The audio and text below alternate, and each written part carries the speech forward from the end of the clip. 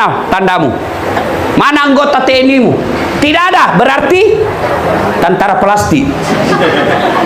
Ernita, Eronikala tentara. Apa ya?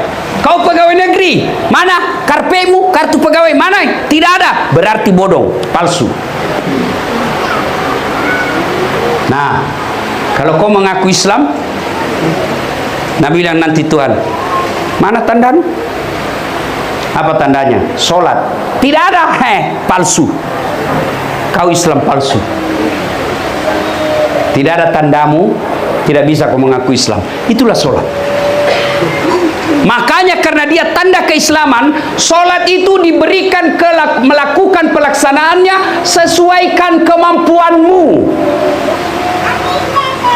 Tidak bisa kau berdiri duduk, tidak bisa kau duduk baring, masih tidak bisa sholat kau pakai isyarat, matamu saja kau kasih goyang-goyang. Tidak bisa sholat kau dalam hati, mulutmu tidak bergerak, tanganmu sudah tidak bergerak, hatimu saja baca semua dalam hati, itu semua bacaan sholat. Masih juga tidak bisa kau baca dalam hati, maka ambil kain putih bungkus, bawa di sudiang. Saya bawakan ke kamera. Tapi ki boleh ki ustaz, kita bawa ki pulang kamera tak gampang nonton YouTube.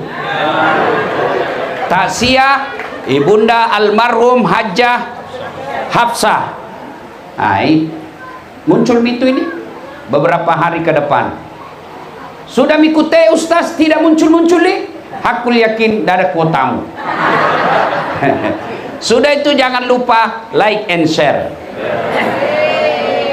Kalau bapak ibu follow artis, apa kau dapat? Apa kau dapat? Tidak ada, habis jamalmu. Bapak-bapak follow artis, apa dapat? Habis amal. Kelihatan dadana, kelihatan pahana, joget itu. Tidak tahu nak kasih pegang kau. Napa ka cina-cina aja kau? Nah. Apa? Habis amalmu. Tapi kalau kau follow ustadz, satu dapat ilmunya, pahala.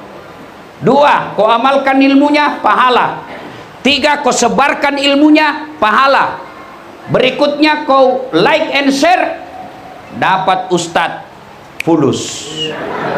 Ustadz dapat fulus, kembali ke jamaah. Saya bangun rumah ibadah dan bantuan beasiswa anak yatim piatu. Jadi kalau bapak ibu nonton itu YouTube saya, secara tidak langsung ikut menyekolahkan anak yang yatim piatu. Tapi kalau artis kau follow, apa nu dapat? Hai guys, kita lagi di Jepang menghadiri pengantin guys. Lihat ini guys, ternyata pengantin parampok. Ya, jangan lupa selesai ini follow Dasat Latif. Bisa? Simpan mi HP.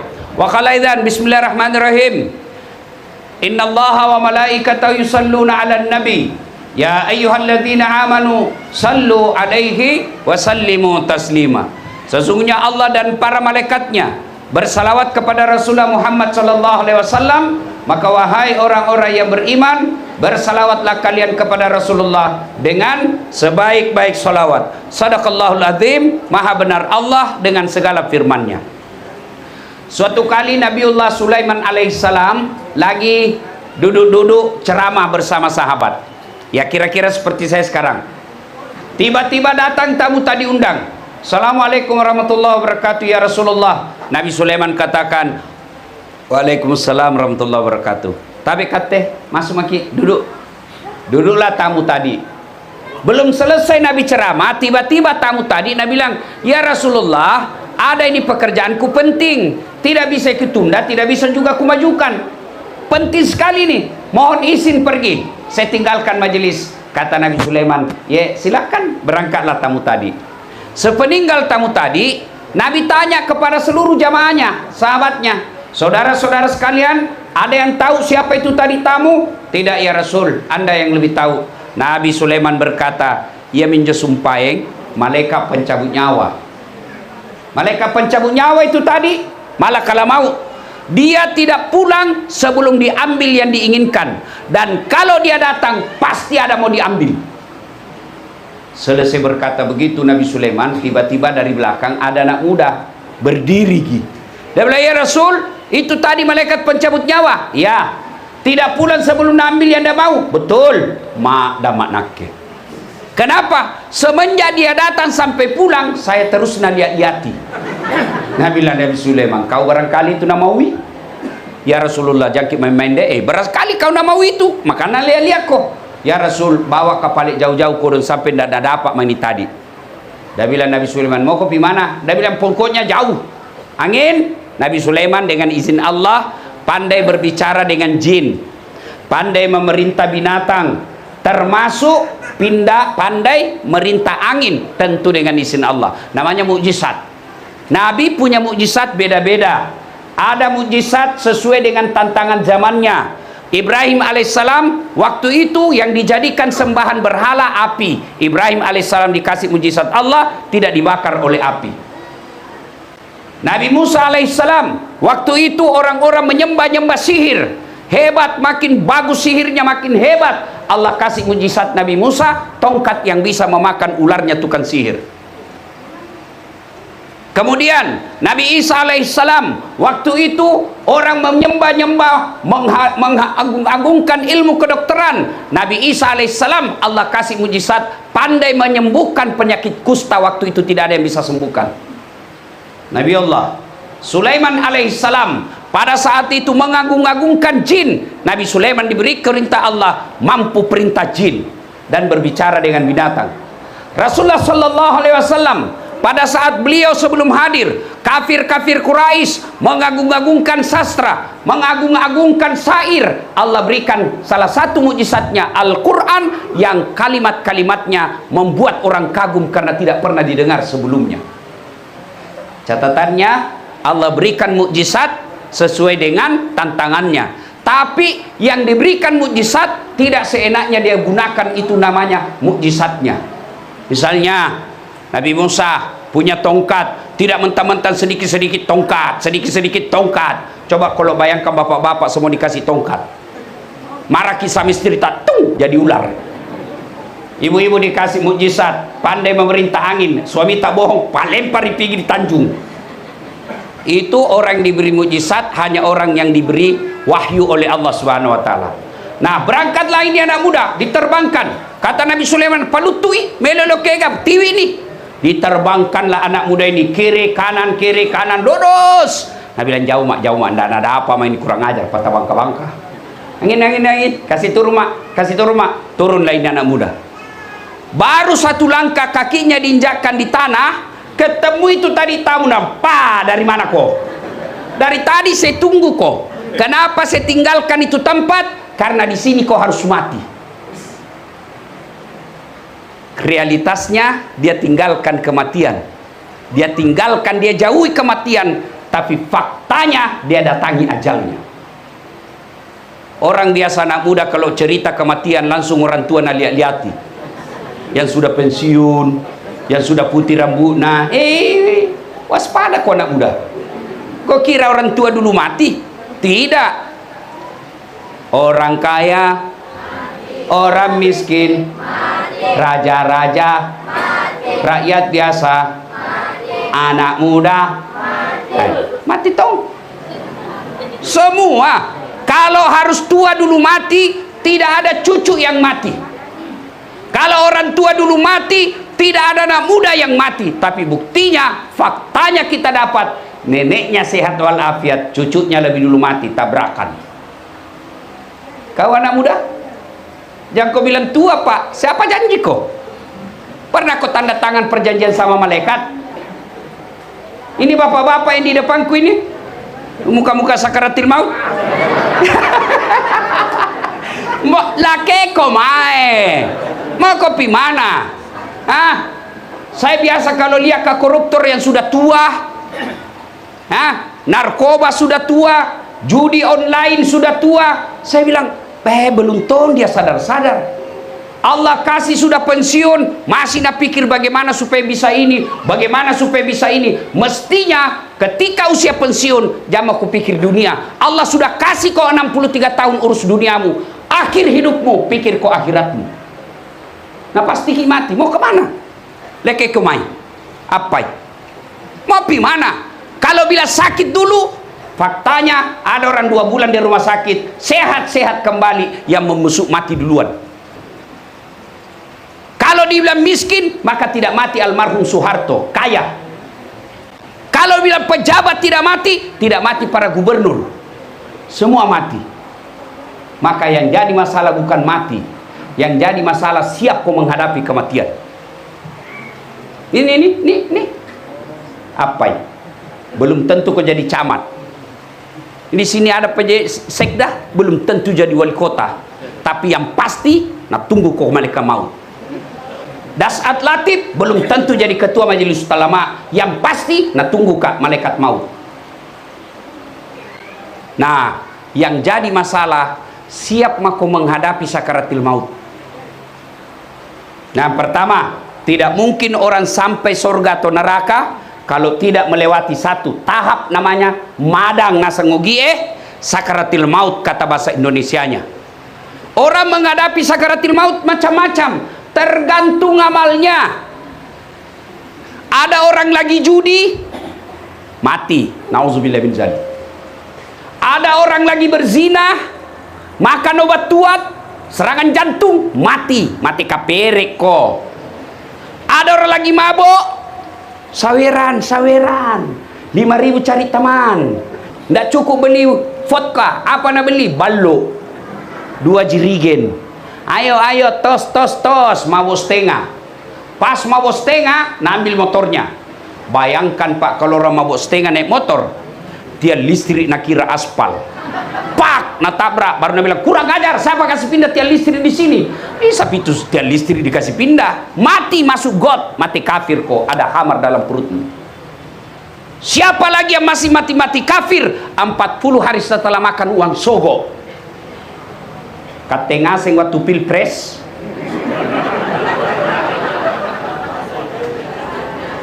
jangan kau ketawa cilakas, serius orang ini. Dinasehati nak kakak lagi.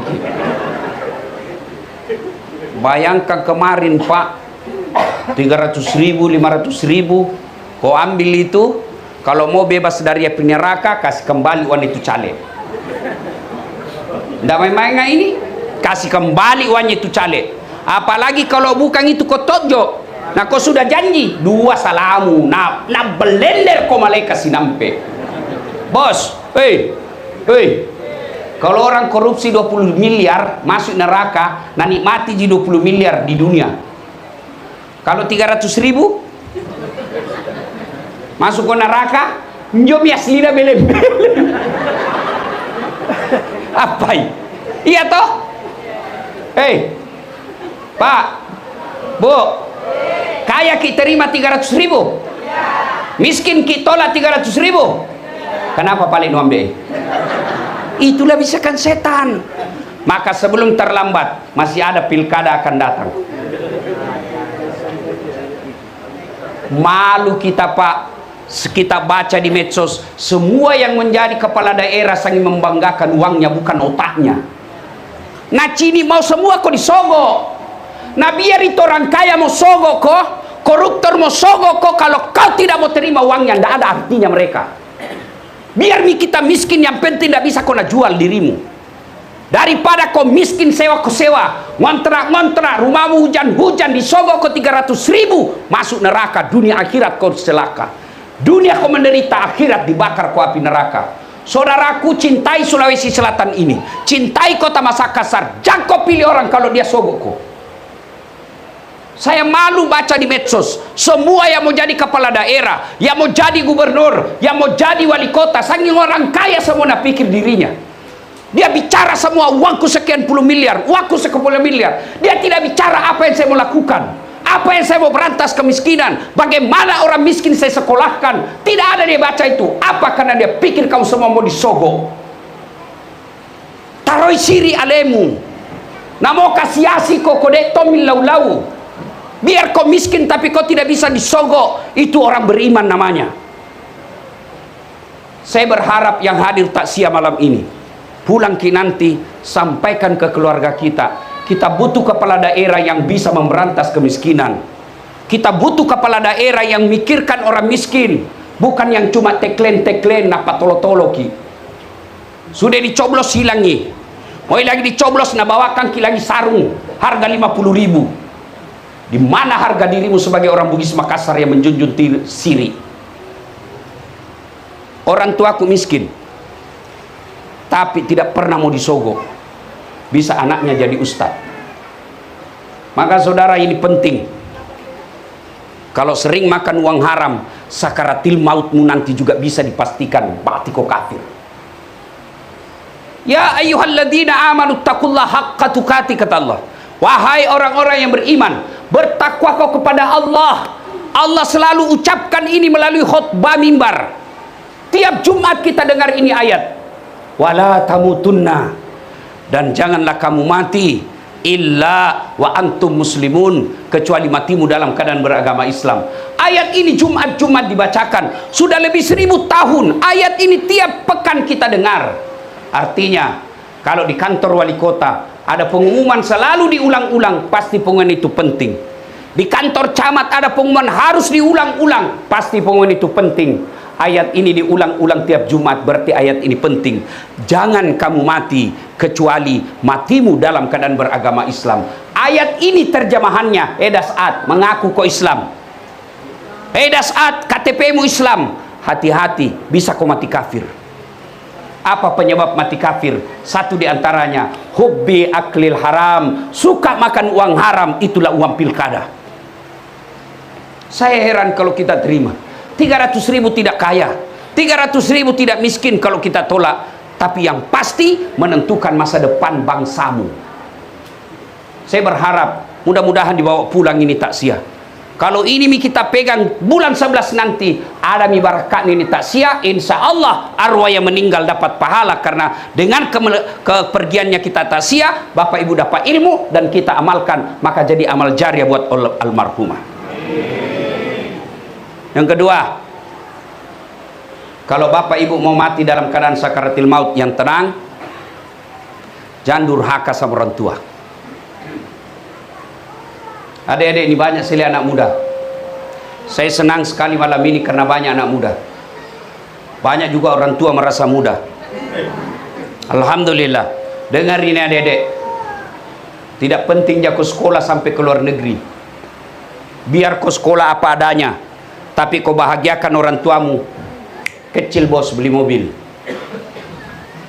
Apa yang kita harap di dunia ini? Dunia toh, mau kita punya dunia. Tapi mustahil dunia dalam genggamanmu kalau yang punya dunia tidak rida sama kamu.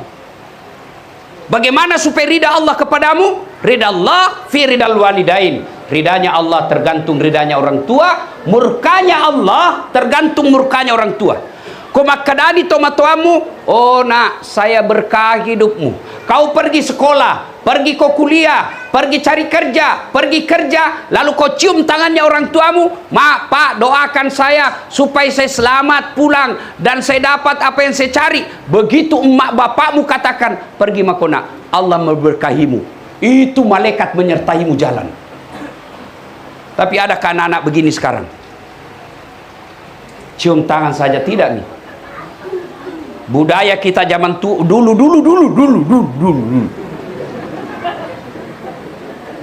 Jangankan bicara kasar sama orang tua, dilihat saja matanya orang tua tak dianggap makin kurang ajar.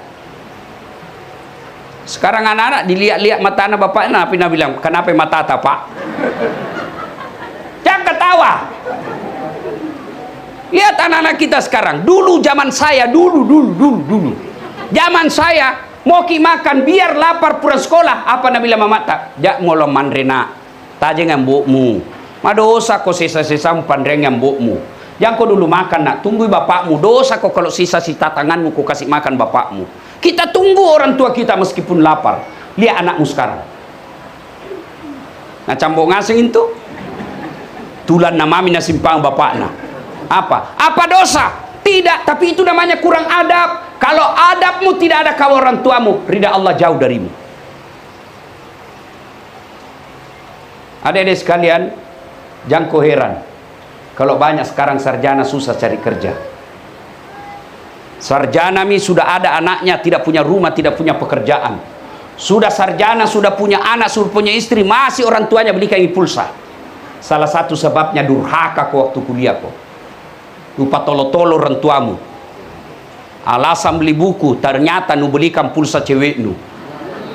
Yang ngaseng nih. Oh, dala. Jengkel ku selia anak kurang ajar pak. Nak masuk di akalku. Dede, kalau bapak nanda jabat tangan, nak tontun na cium, na seledin ji. Pak. Mau kurasa tampil lagi. Sekali dah cowok dah tabek kak.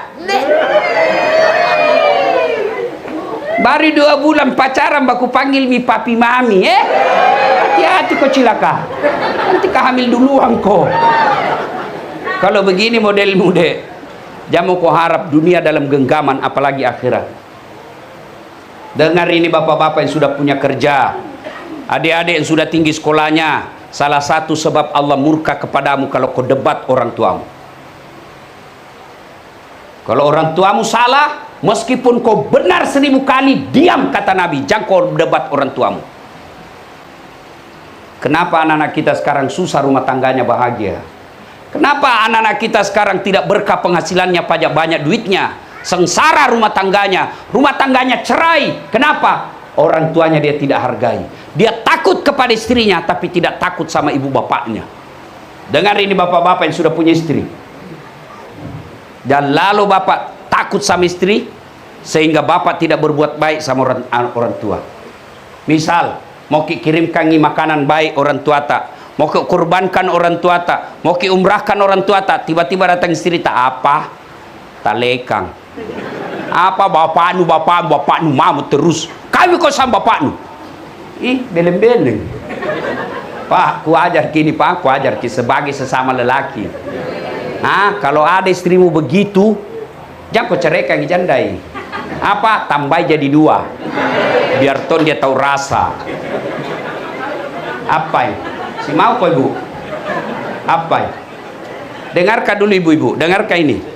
Ibu-ibu sebagai orang tua, menderita waktu hamil. Iya toh? Menderita. Menderita waktu melahirkan. Pilihan mati atau setengah mati. Menderita waktu membesarkan. Menderita. Nah sekarang siapa yang mengandung suami? Siapa? Ibunya. Siapa yang melahirkan suami? Ibunya. Siapa yang mendidik suami tak? Ibunya. Tanya jawab sekarang. Siapa terima gajinya suaminu? Siapa? Maka pantas ketika kau durhaka sama mertuamu, jauh ridha Allah. Kenapa rumah tangga kita tidak bisa berkah? Karena kita lebih sayang sama istri kita, biarkan orang tua kita menderita. Saudaraku yang baru berumah tangga, saudaraku yang baru cari nafkah, jangan pernah biarkan sembako basi dia pikir bapakmu. Jangan pernah orang tuamu masih pikir bagaimana beli beras.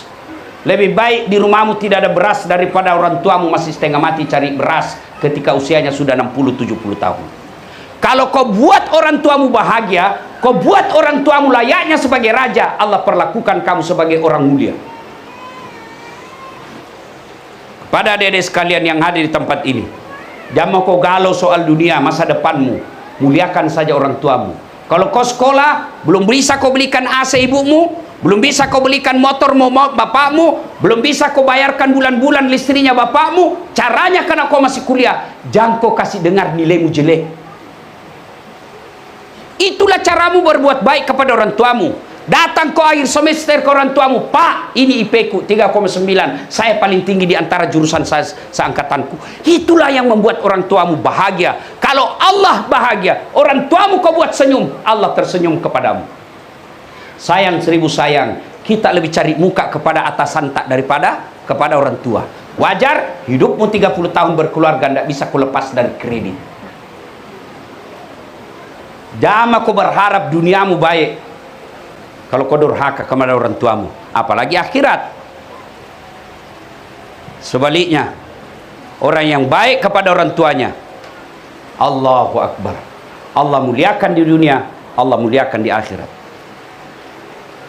Yang berikutnya, supaya bisa menghadapi sakaratil maut dengan baik, doa. Berdoa ki, doanya pendek. Pendek sekali doanya. Ya Allah biha, ya Allah biha, ya Allah bihusnil khatimah. Itu mah ndak ku tahu bahasa Arabnya. Ya Allah, wafatkan saya dalam keadaan baik. Supaya bisa dalam keadaan baik kita wafat, Maka satu, jangan kau berteman dengan orang-orang jahat. Jangan berteman dengan orang-orang jelek. Karena kalau dia jelek, dia bawa kau ke tempat jelek-jelek. Coba kalau berteman ke majelis taklim, ibu, pasti nak ujak itu pengajian. Tapi coba kalau bawa teman kita gosip, semua tu mau urus. Biar pergi majelis taklim begini mak gosip gitu, tamuna orang semua nak calla. Mulai datang nak lihat orang jilbab na, baru bengkok muka na. Apa? Ndak serasi nadi? Dia bilang iyo kayak umul-umul kuliah. Iya toh, pak gosip. Kalau kau berteman dengan majelis taklim, dia ajak kamu ke majelis taklim. Kau berteman bapak-bapak dengan orang yang pengurus masjid, dia ajak kau berjamaah di masjid. Kalau kau berteman dengan peminum, awalnya dia ajak kau lihat mi saja jam kau minum. Lama-lama setan hasut kau, akhirnya kau minum, dan pada saat kau minum kena serangan jantung, mati kafir. Supaya bisa mati dalam keadaan Islam. Yang kedua, jangan tongko kunjungi tempat-tempat maksiat. Adik-adik, jangan dekati yang tempat begitu. Siapa tahu kau lagi di situ, ajalmu datang. Jangan kau tempat karaoke. Jangan kau pergi tempat-tempat biliar yang bisa di situ orang judi. Lebih kau datang ke masjid. Saya heran. Anak-anak kadang-kala bilang susah masuk surga. Aku bilang siapa bilang? Lebih susah masuk neraka, bos. Masa Ustaz? Iya. Mau kau pergi dugam? Apa namanya itu ditutup? Hah? Nuapal ngasih. Iya toh? Gratis atau bayar? Saya malah lihat itu tak 1 juta masuk, distempel tompa tangan. Apa ya? Pergi karaoke bayar atau tidak? Bayar. Selingkuh bayar atau tidak? Narkoba bayar atau tidak? Judi bayar atau tidak? Dibayar ngasing. Dan itu mengantarmu masuk neraka. Dibayar pak masuk neraka. Sembayang bayar atau tidak? Puasa bayar atau tidak? Ngaji bayar atau tidak?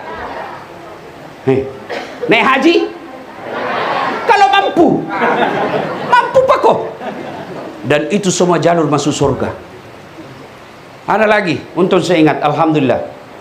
Kemarin malam saya wawancara dengan Metro TV. Bapak tahu enggak? Ternyata di Indonesia 80.000 anak di bawah 10 tahun pabotor judi online. Mau kita tahu tanda-tandanya itu anak-anak tak kalau sudah judi online. Kalau dia mentemi, tenangi, botor mintu. Hati-hati. Kalau dulu orang judi mesti pakai domino, di sini pakai loker. Sekarang dia judi dalam kelas, dalam ruangan di kamarnya di judi. Hati-hati. Bapak-bapak, jangan kau mau dihayal-hayal itu judi. Kalau judi dulu orang begini ada peluang menang.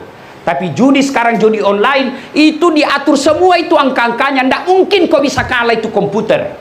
Nah atur mana mi? Nah atur mi semua. Bayangkan saya nonton lagi tadi efek. Orang yang dia dipanci, diminta tenaga kerja ke Thailand. Berapa dia dapat dari judi online itu uang Indonesia 1 hari, bukan 1 hari, 1 jam dia dapat 500 juta. Dan itu korbannya anak-anak Indonesia. Coba kita lihat korbannya judi online. Di Jawa Barat meningkat 30% perceraian gara-gara judi online. Apa? Baru-baru kita lihat oknum poluan, dia bakar hidup-hidup suaminya gara-gara judi online. Baru-baru lagi ada di Berau, adeknya bunuh kakaknya gara-gara apa? Tapi minda lihat selalu mamanya nak curi uangnya, judi online. Berapa banyak orang cerai gara-gara judi, dan tidak ada orang kaya gara-gara judi. Kalau kau menang, membuat kamu ketagihan. Kalau kau kalah, membuat kamu penasaran. Cara menang judi satu saja, berhenti. Selama kau masih judi, kau dapat uangnya, uang haram kau kasih makan anakmu. Memang kalau kau kasih makan sekarang belum kau lihat efeknya. Tapi berhari-hari, berbulan-bulan kau kasih makan uang haram, akhirnya apa? Anakmu terbentuk otak dan dagingnya barang-barang haram. Jangan heran kau nasihati tidak mempan. Kenapa? Barang haram yang membentuk darah dagingnya. Berikutnya, kalau kau bisa mati dalam keadaan kafir, dalam keadaan Islam, jangan dekati tempat-tempat maksiat. Berdoa, dan yang paling akhir lagi, mintalah pertolongan Allah Subhanahu wa taala. Sudah, Bapak Ibu, saudara-saudara sekalian, orang menghadapi sakaratil maut macam-macam. Tapi kalau kita terbiasa ngaji, insya Allah wafatnya ngaji. Dan orang kalau matinya mengucapkan 2 kalimat syahadat, Rasulullah sallallahu alaihi wasallam menjelaskan, man qama la ilaha illallah ila akhiril hayata dakhalal jannah. Siapa yang mengucapkan la ilaha illallah penghujung hidupnya pasti masuk surga. Itu Nabi jamin. Selesai kat ceramah Pak, tiba-tiba ada anak muda datangnya, nak ada bilang, gampang ji padeng itu Ustaz. Mau pakai mati baru syahadat Kak, biar 1000 kali bisa aja. Ku bilang bimanya kalau mau kau mati akal bicara. Orang kalau mau mati bos bukan akal bicara, amal. Mau kau lihat berapa banyak orang dikasih nikah tidak bisa syahadat. Lihat mako. Baca syahadatmu anak muda, asyhadu asyhadu asyhadu, ditampilin pi baru lancar. Kalau di kampung gua Pak, setengah ada mitos di kampung, kalau ada orang tidak bisa nikah dan syahadat tidak bisa, tampilin songkok. Asyhadu la ilaha illallah. Itu baru menikah, apalagi sakaratil maut. Ala bisa karena biasa. Pesan paling pertama, Pak, Bu, mau ki enak mati tak nanti, jangan lalu ki durhaka sama orang tua. Kedua, diantar maki masuk mi orang kubur. Bapak Ibu, kalau misalnya macale ki kalah, masih ada pilihan? Masih ada? Ada. Tunggu lagi 5 tahun, ikut ki lagi. Itu Bapak Prabowo 3 kali ikut baru menang. Iya toh? Bapak pegawai negeri tidak disuka kisah gubernur, ada pilihan? Ada. Pensiun dini, berhenti biar lewat kau tidak ada urusan bukan sama gubernurku. Ayah, ibu-ibu pergi merantau ke Jawa, tidak enak, ada pilihan? Ada. Pulang lagi di Makassar, jadi pengangguran, jadi organisasi cemidu, catami dulu. Apa ya? Apa lagi? Ibu-ibu, kasar suamimu, suka mempeleng, kasar mulutnya, ada pilihan? Ada? Ada? Pulangkan saja aku pada ibuku atau ayahku. Bertengkar tapi hilang. Bertengkar hamil misalnya. Ada tahu kuliah begitu. Ayo, bertengkar, ada pilihan, cerai. Bapak-bapak, istri tak malas, tidak tahu masak, ngomel, merontok, tidak mau mendengar, ada pilihan? Ada pilihan? 2 pilihannya, ceraikan atau tambah. Jelas toh? Tapi kalau masuk ke kubur, ada pilihanmu. Masuk kubur ada pilihan Pak. Ndak enak deh, keluar dulu. Begitu keluar kau viral kau satu dunia. Nah, ketika masuk kubur, dengar baik-baik. Ndak ada yang bisa menolongmu kalau kau tidak sholat. Bapak pergi merantau. Bapak pergi merantau di Amerika, ya, menderita ki di sana, masih ada pilihan. Pergi cari sepupu tak, pulang ki, kasih pulang nggak? Meskipun bapak menderita paling 2-3 bulan. Ibu-ibu pergi ke Jawa, masih ada pilihan. Menderita di sana paling 1 tahun, tapi masuk ke kubur, bisa kau kembali? Tidak. Dan penantian abadi. Orang yang paling menderita di alam kubur, 1, al-mutahawil bis shalah, yang menganggap enteng sholat. Yang mana itu bila menganggap enteng sholat Ustaz? Mereka yang 5 kali sehari semalam tidak sholat, dia seolah-olah tidak ada dosanya. Lihat kibede Pak, lihat maki, itu namanya godaan setan. Kalau berzina ki pagi, itu biasanya 1 hari 2 hari kita pikir terus, dosaku. Kalau mencuri ki hari ini, biasa 1 bulan baru hilang itu, merasa berdosa. Tapi ada orang Pak, 5 kali tidak sembahyang 1 hari, seperti tidak ada dosanya. Itu Pak yang paling menderita nanti. Kalau tidak ada sholat, jangan miharap. Kalau tidak ada sholat, biar puasa kok, biar mas sedekah kok, biar kau bangun masjid, tapi tidak ada sholatmu, nanti malaikat bilang, Dasat, ini puasamu, ini sedekahmu, ini bangun masjidmu, ini melihara anak yatim, ini semua amalmu, miliar-miliar amalmu. Mana kuncinya? Mana kuncinya? Nabi bilang apa kunci? Sholat. Tidak ada. Paloiko. Tidak bisa kuambil. Ada kuncinya, tapi cipeki. Masih baik itu yang cipek daripada tidak ada sama sekali. Sembayang kita. Apa susah itu sembayang? Bilang aku apa susahnya? Apa? Beda puasa toh. 8 orang 1 hari 30 hari selama Ramadan. Mau ki zakat dibayar ki. Mau kini haji ada uang, ngantri poeng. Biar ada uang, ada waktu, tiba-tiba sakit tidak bisa orang haji. Tapi sholat apa alasanmu? Apa? Dengar yang bagi mereka yang malas sholat.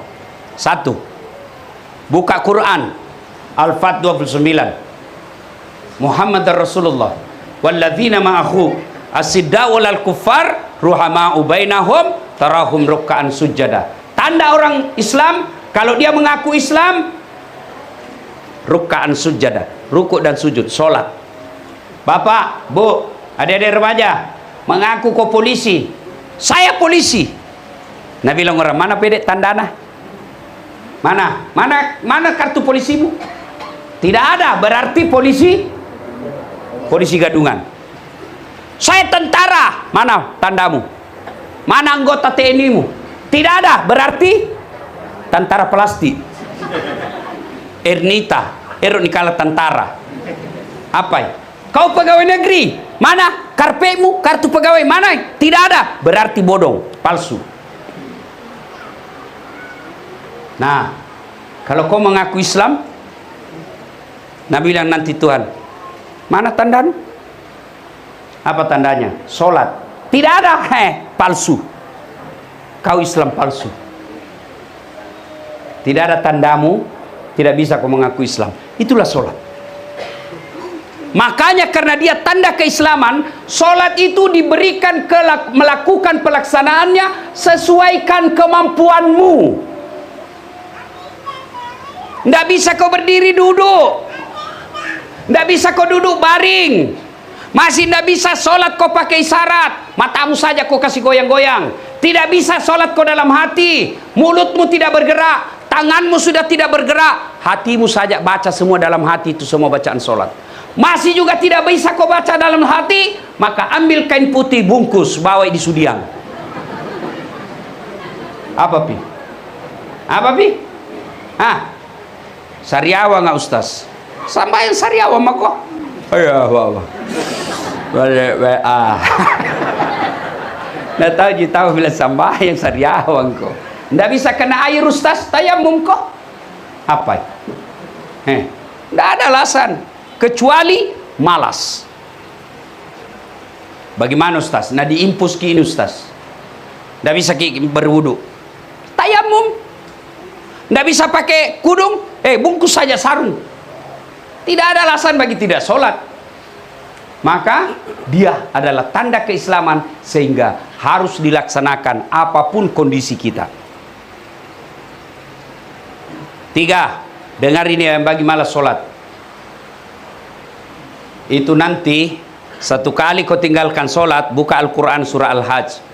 1 kali tinggalkan sholat, 1 hari kau dihukum di neraka. Berapa namanya 1 hari Pak? 1000 tahun dunia. Misalnya ndak sembahyang maghrib kau tadi, diparkir kau 1 hari. Berapa dia bilang satu hari? 1000 tahun dunia. Jadi kalau 5 kali sehari semalam, 5000 tahun. Bagaimana yang hari Jumat saja? Paling terlambat datang, paling cepat pulang. Orang khotbah dia tidur, mau masuk surga, nenek nu gawang. Apa ya? Tidak ada Pak. Bagi mereka tidak sholat jamaah kok harap. Yang berikutnya, dengar ini yang barengan malas sholat. Dikubur nanti, begitu pengantar kembali datang itu. Nabi bilang orang mati kasih, man anta, siapa kamu? Ana asi suhuja al-ukhra. Ular Pak, ekornya cuma satu, kepalanya tidak bisa dihitung. Siapa kamu? Saya misolatmu yang kau anggap remeh selama ini. Kenapa kau datang? Allah perintah saya lilit kamu sampai hari kiamat. Jangan. Anak muda, teko kana kucini tompi na kucini ki. Eja pina doang. Teh nu cini tong itu. Eja pina doang, tenan eja mutung ko cilaka. Teh makalah. Sambayang kita. Setelah itu, yang kedua, orang yang menderita di alam kubur, orang yang tidak bersih ketika kencing. Satu kali Nabi lewat, Nabi bertanya, siapa yang tahu ini kuburan? Si fulan ya Rasul. Waduh, menderita dia. Kenapa? Tidak bersih ketika kencing. Dengar ini adik-adik, yang selalu saya istilahkan kencing sopir. Nah, lihat buku saya, mana pohon nak kencing itu? Sudah itu nadatik saja. Apa nu detik? Jangan ketawa ibu, ini urusan laki-laki. Atau ada tong ibu-ibu kencing berdiri ya?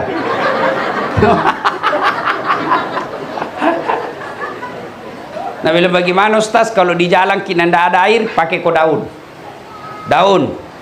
Carana, ini kuperhatikan ko nah. Ambil daun 3 lembar. Caranya ambil daun pertama. Jangan lihat ibu, ini bapak Ji. Pertama gosok ke bawah begini. Ngapa na ibu makalah? Ambil lagi daun kedua, gosok lagi ke atas. Kamene. Ambil lagi daun ketiga, gosok lagi begini. Begitu caranya. Jangan kau kasih begini. Tambah rotas lagi. Tapi sebelum pakai, periksa baik-baik dulu. Siapa tahu ada cambulu-buluna.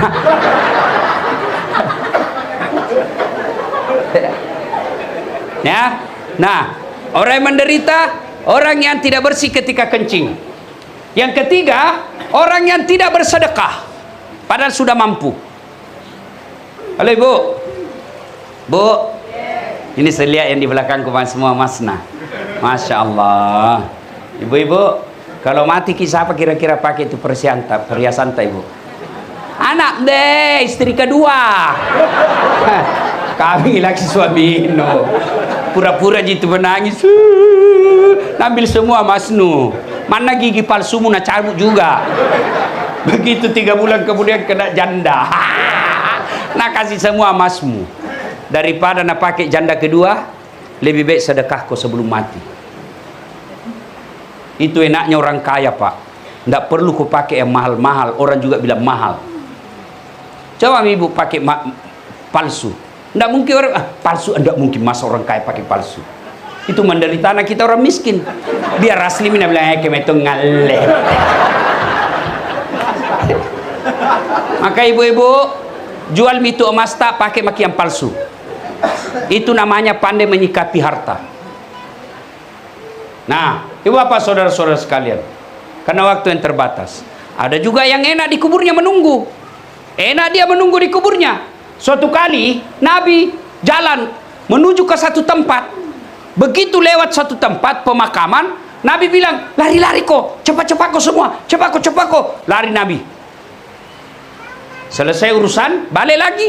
Lewat lagi jalan yang sama yang tadi. Begitu lewat pemakaman, sahabat yang tadi lari ketika lewat situ, sahabat mau lari lagi. Nabi bilang, Nabi, tidak usah, tenang aku, jangan aku lari-lari. Sahabat penasaran, ya Rasul, tadi pergi disuruh lari-lari, pulang tidak, ada apa? Nabi bilang, seandainya dikasih kau telinga seperti telingaku, kau dengar ini orang disiksa. Waktu pergi disiksa ini orang. Kenapa? Disiksai. Pulang tidak lagi. Kenapa?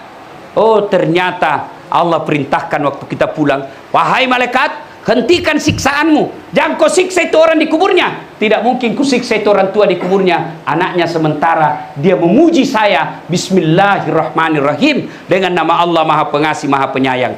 Baru Bismillah nak baca anaknya, Allah sudah hilangkan azab kubur. Itu pentingnya anak tak pintar mengaji, Bu. Bukan selebgram. Apa kok selebgram kalau dia bikin di konten-konten maksiat? Mana itu anak macini? Cari kak. Ada mak. La haula wala quwwata illa billah. Bagaimana mi kalau begitu anak tak? Apa? Bagaimana mi kalau masuki di kubur na begitu anak tak? Bapak tahu ndak orang kalau sudah dikubur itu diawasi. Ketika anaknya yang tidak mahram baku bonceng sama cewek dipukul lagi orang tuanya. Tak, itu anakmu, lihat sifatnya. Begitu anak ceweknya keluar, anak gadisnya dah pakai jilbab, dipukul lagi orang tuanya. Lihat itu anak hasil didikanmu, keluar rumah kelihatan auratnya. Maka itu pentingnya kita punya anak dididik agama. Tidak mengapa anak kita jual bensin botolan di pinggir jalan tapi 5 waktunya di masjid. Jangan kau malu kalau anakmu hanya pegawai honor tapi rajin ngaji setiap takziah hadir. Daripada anakmu pejabat, kepala dinas, kontraktor, anggota DPR, tidak pernah kau dapat ngaji. Ketika pengajian tidak pernah kau dapat berjamaah, alamat kau akan sengsara di kubur. Siapa doakan ki di kubur, Bu? Siapa? Anak. Temanmu. Jangan karena doakan, mengetik doa saja di WhatsApp. Lihat kalau ada orang meninggal di grup, ndak itu baca doa, mengetik saja tidak, stiker jina kurun, stiker nak kirim innalillahi wa inna ilaihi al-fatihah, ndak tu nak baca. Maka ibu bapak, kembali ini evaluasi kembali cara mendidik anak kita. Doakan terus, mudah-mudahan anak kita bisa soleh dan soleha. Almarhumah meninggal pada usia kurang lebih 73 tahun, 70 lebih. Jantung mah aku tunggu kak salah. Mudah-mudahan anak yang ditinggalkan anak yang baik. Kalau boleh saya berwasiat kepada ahli warisnya, jangan kasihan bertengkar gara-gara warisan. Biasa anak baik tapi menantu datang menghasut. Jangan marah, saya suruh kondang nggak? Daripada saya biarkan ki salah, tugasku saya kasih tahu ki supaya di akhirat nanti ya Allah sudah aku kasih tahu, dia tahu tidak mau mendengar. Tapi kalau saya tidak kasih tahu ki, saya cari muka, saya nanti disiksa. Kenapa kau begitu? Tidak nak kasih tahu kau Ustaz Dasat? Ku bilang sudah mi, dia tahu kepala batu. Maka saya kasih tahu. Biasanya anaknya baik, dari kecil sama, dari rahim yang sama, dari rumah didikan yang sama, datang menantu. Bodoh mentongku kau. Masa itu adikmu dapat mobil kau tidak? Jako pulang kalau kau tidak dapat juga. Ini yang begini. Ada begitu toh? Banyak. Maka musyawarah, hebatkan semua anaknya, ipar-iparnya, musyawarah. Memang ada ini ala warisan. Apalagi kalau warisan sedikit ji. Nabi bilang ndak miskin jako itu nah. Biar sampai 7 turunan ndak miskin jako. Masalahnya dia keturunan 8. Musyawarah. Kakaknya mimpin atau bapaknya mimpin. Anakku, ini memang kau punya hak. Tapi ini kodong hartanya mamakmu, ndak sempat nikmati. Itu ada sawahnya di kampung, itu ada rukonya, sudah jualkan mi. Jadi kami masjid. Insya Allah, Allah kasih ke itu yang lebih baik. Makok bim itu istrinya anaknya. Lawang itu loh. Lawang. Itu setan. Itu kan baru-baru ke Idul Adha. Itu kan 3 kali dilempar itu setan. Nah goda dulu Ibrahim, dilempar sama Ibrahim. Gagal goda Ibrahim, nah datangi Siti Hajar. Nah goda Siti Hajar, Hajar juga lempar. Gagal ini lempar, nagoda suaminya, gagal oleh istrinya. Ismail lagi nagoda, dilempar juga Ismail. Itu simbol melempar jumroh. Jadi kadangkala suami baik, istri menghasut. Kadangkala suami istri baik, anak datang, "Ma, ambil maki, bisa ku belikan motor itu, ku pakai." Ya, itu anak. Maka Bapak Ibu sekalian, kalau boleh berwasiat kepada ahli warisnya, kalau ada harta dan juga kita masih bisa hidup tanpa mengambil warisan itu, lebih kasihan jadikan itu amal jariah buat almarhumah. Karena namanya kematian, Pak, bukan ki 1 bulan di situ. Orang nak ingat ki 1 bulan, nasi nak ingat ki 3 bulan. Tapi begitu 1-2 tahun tidak ada mengingat ki. Ingat maki, lihat maki saja teman yang sudah meninggal. Kapan pi diingai? Nah, unda pakai lagi 100 harinya. Datang ki juga bukan berdoa, datang jaki update status. Semoga arwah dilapangkan kuburnya. Sibuk itu Tuhan mau baca statusmu. Maka kalau ada amal jariahnya, dijadikan dia masjid, dijadikan rumah panti asuhan, dijadikan rumah-rumah ibadah, dijadikan fasilitas ibadah, maka selama fasilitas itu dipakai, maka tidak usah cemas orang yang meninggal ada kiriman pahala. Bapak Ibu saudara-saudara sekalian, ingin rasanya berlama-lama, tapi waktu jualah yang membatasi kita. Pada akhirnya Allah Subhanahu wa taala berfirman, kullu nafsin sa'iqatil maut. Semua yang hidup pasti akan mati. Tungkek maki nyawai pasti mati. Al mautu babun, mati adalah pintu yang setiap kita pasti melewatinya.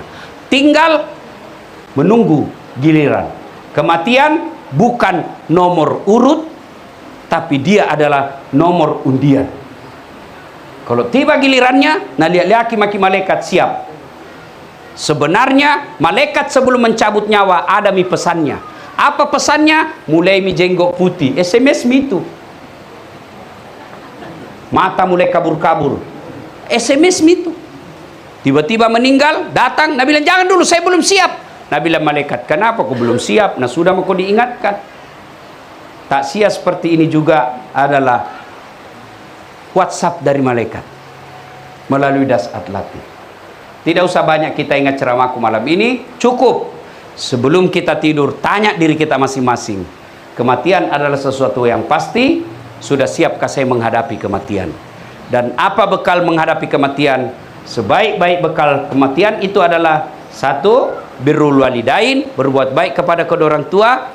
Yang kedua, aqimis shalah, dirikan sholat dengan sebaik-baiknya. Yang ketiga, sisanya kita perbaiki silaturahmi kepada sesama manusia. Inilah tausiah. Sebelum saya akhiri, mari kita kirimkan suratul Fatihah kepada Rasulullah Muhammad SAW. Khasiat dan keutamaannya kita ikhlaskan untuk almarhumah yang kita taksiai malam ini. Ila hadratil Nabi Mustafa Muhammad SAW, summa hususil ruhil sahibul bait al-Fatihah.